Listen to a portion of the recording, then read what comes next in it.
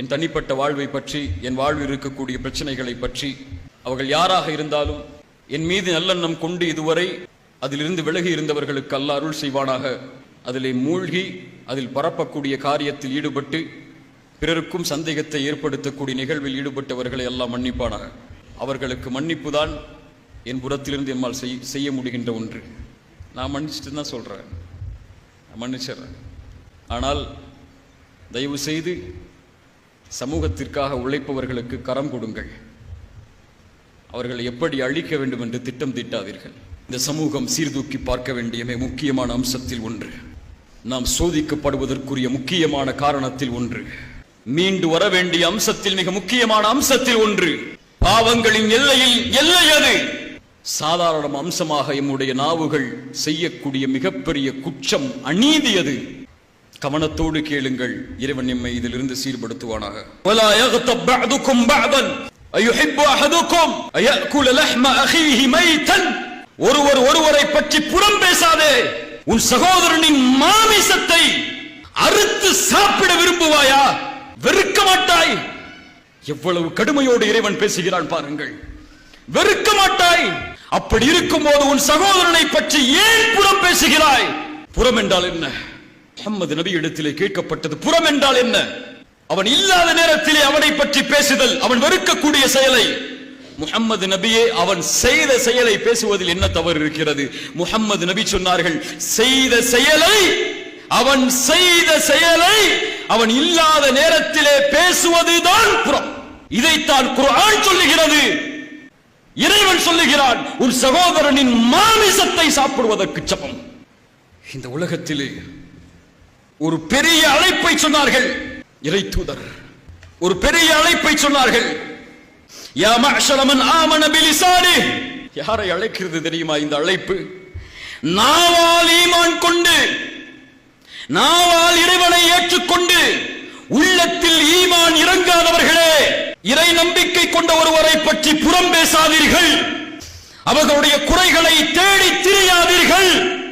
யார் ஒரு சகோதரனின் குறையை தேடி திரிவானோ இறைவன் அவனுடைய குறையை தேடி திரிவான். அவன் குடும்பத்தார்கள் மத்தியிலேயே இருக்கும் நிலையில் அதை வெளியே கொண்டு வருவான். இறை நம்பிக்கை கொண்டவர்களை அழைத்து சொல்லவில்லை.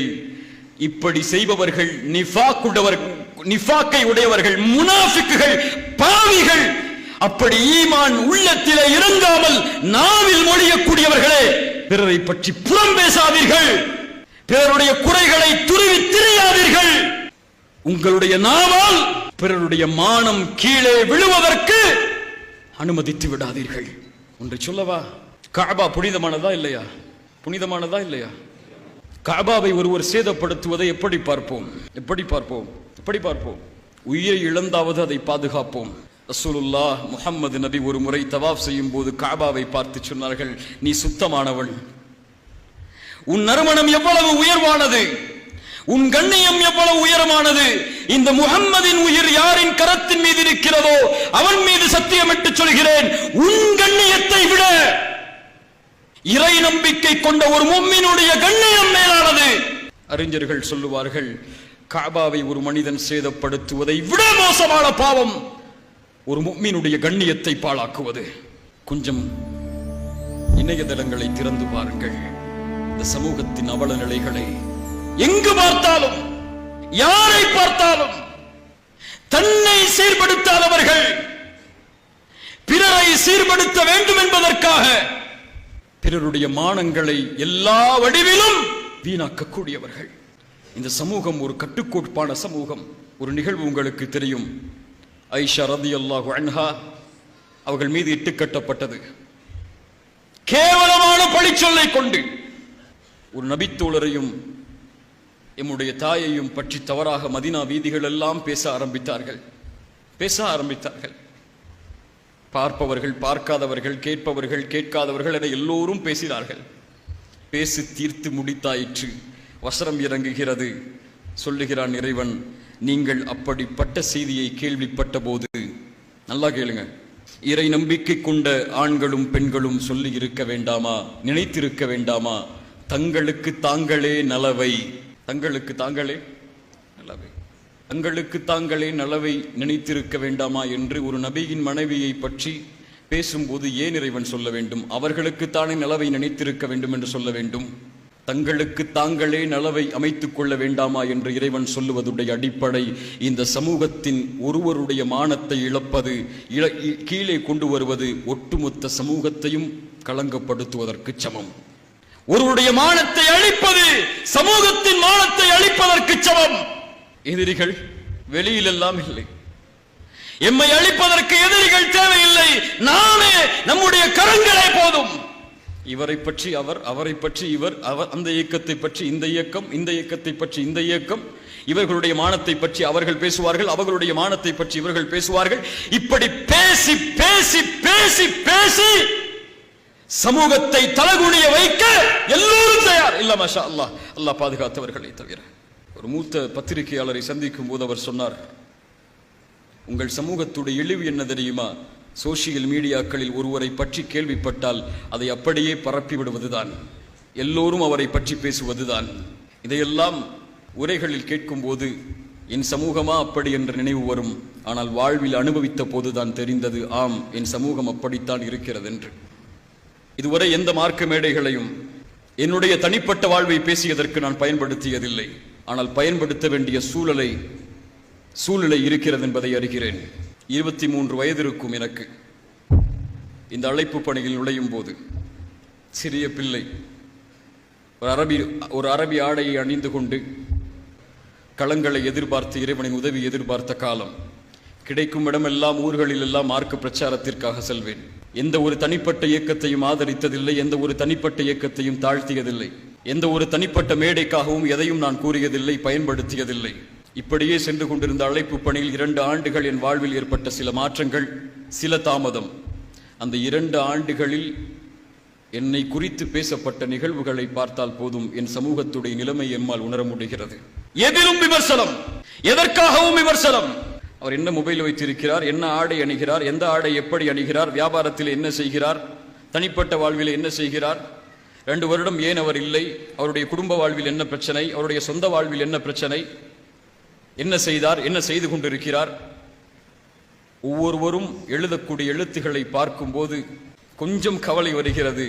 இந்த சமூகத்திற்காகவா நான் உழைத்தேன் என்று. இல்ல மாஷா அல்லாஹ், அல்லாஹ் பாதுகாத்தவர்களை தவிர. கண்ணியத்துக்குரியவர்களே, நான் சம்பந்தப்பட்டிருக்கிறேன் என்பதற்காக இதை சொல்லவில்லை. இது போன்று எத்தனையோ மனிதர்கள் பாதிக்கப்படுகிறார்கள். நம்மால், நம்முடைய நாவுகளால். மனம் வலிக்கிறது.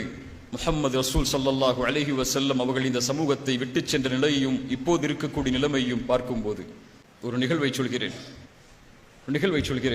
அதற்கு முன்னால் இது போன்ற விமர்சனங்கள் யாரால் பேசப்பட்டதோ, என் தனிப்பட்ட வாழ்வை பற்றி, என் வாழ்வில் இருக்கக்கூடிய பிரச்சனைகளை பற்றி, அவர்கள் யாராக இருந்தாலும் என் மீது நல்லெண்ணம் கொண்டு இதுவரை அதிலிருந்து விலகி இருந்தவர்களுக்கு அல்லாஹ் அருள் செய்வானாக. அதிலே மூழ்கி அதில் பரப்பக்கூடிய காரியத்தில் ஈடுபட்டு பிறருக்கும் சந்தேகத்தை ஏற்படுத்தக்கூடிய நிகழ்வில் ஈடுபட்டவர்களை எல்லாம் மன்னிப்பானாக. அவர்களுக்கு மன்னிப்பு தான் என் புறத்திலிருந்து என்னால் செய்ய முடிகின்ற ஒன்று. நான் மன்னிச்சுட்டு தான் சொல்றேன், மன்னிச்சிடறேன். ஆனால் தயவு செய்து சமூகத்திற்காக உழைப்பவர்களுக்கு கரம் கொடுங்கள். அவர்களை எப்படி அழிக்க வேண்டும் என்று திட்டம் தீட்டாதீர்கள். அல்லாஹ் பாதுகாப்பானா. எந்த விமர்சனம் வந்தாலும் அதில் தெளிவு பெறாமல் பிறருக்கு எடுத்து வைக்காதீர்கள். ரசூலுல்லாஹி ஸல்லல்லாஹு அலைஹி வஸல்லம் அவர்களுடைய சபையில் சஹாபாக்கள் உட்கார்ந்திருக்கிறார்கள். உட்கார்ந்திருக்கக்கூடிய நேரத்தில், ஆஹா, என்ன சபை அது, தூதரின் சபை, நபித்தோழர்கள் அங்கே. அல்லாஹ் அந்த சபையை சொர்க்கத்தில் எமக்கு அருள்வாளிப்பானாக. ஒரு பெண்மணி ஓடி வருகிறார்கள்.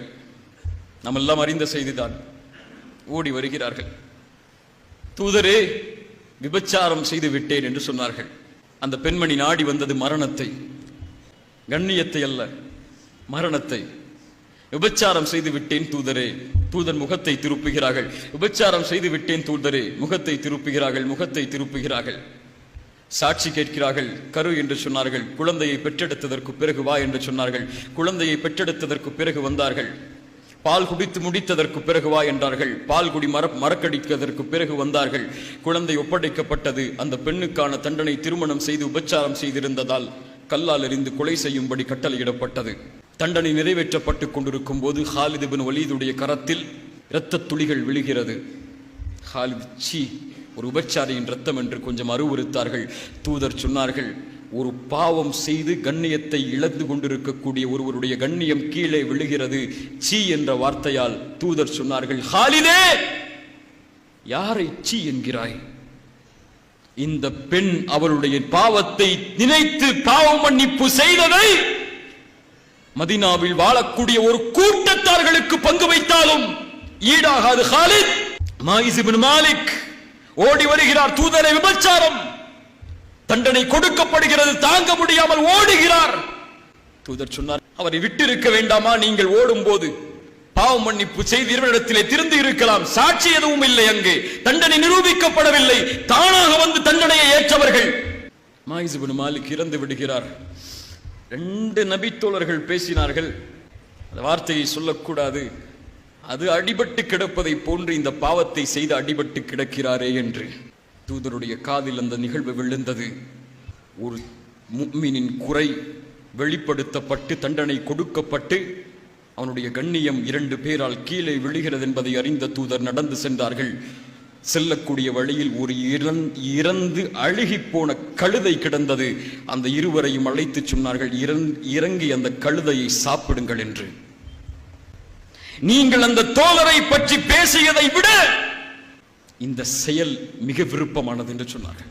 கண்ணியத்துக்குரியவர்கள், நம் சமூகத்தை பாதுகாக்க வேண்டிய நிலைமை இது. ஒற்றுமையோடு இருந்து ஒருங்கிணைந்து நம்முடைய குரல்களை உயர்த்த வேண்டிய நேரம் இது. இதில் நாமே நம்முடைய அழிவிற்கு காரணமாகிவிடக்கூடாது.